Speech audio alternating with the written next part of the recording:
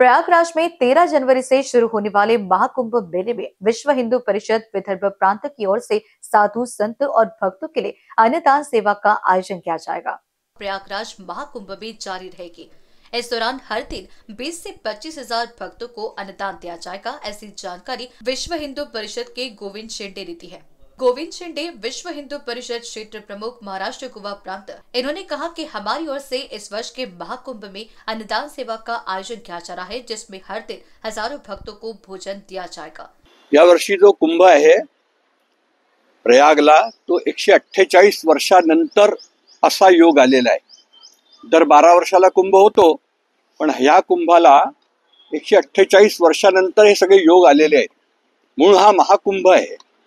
आणि महाकुंभामध्ये जसं की आकलन केलं गेलेलं आहे की जवळपास 40 ते 45 कोटी लोक त्या कुंभामध्ये सहभागी होतील। विश्व हिंदू परिषद विदर्भ प्रांतांनी असं ठरवलं की या कुंभामध्ये 45 दिवस आपण तिथे अन्नछत्र चालवायचं। जसं मागे श्रीराम जन्मभूमीवरती भगवंतांच्या प्राणप्रतिष्ठेच्या वेळेला 1 महिना आपण तिथे अन्नछत्र चालवलं, त्याच धर्तीवर प्रयागमध्ये पण हे अन्नछत्र आपण चालवावं असं सगळं कार्यकर्त्यांनी मिळून ठरवलं। त्या निमित्ताने आपण धान्य संकलन केलेलं आहे, काही वस्तू संकलन केलेलं आहे आणि ते सगळं आज तिथं रवाना करू आणि आपण 12 तारखेपासून तिथे हा अन्नछत्र प्रारंभ करणार आहे। आज एक ट्रक रवाना करतोय, यात अजून काही सामान लोड व्हायचं राहिलेलं आहे, ते होईलच आणि 1 वाजता हे जवळपास हा ट्रक इथनं रवाना होईल।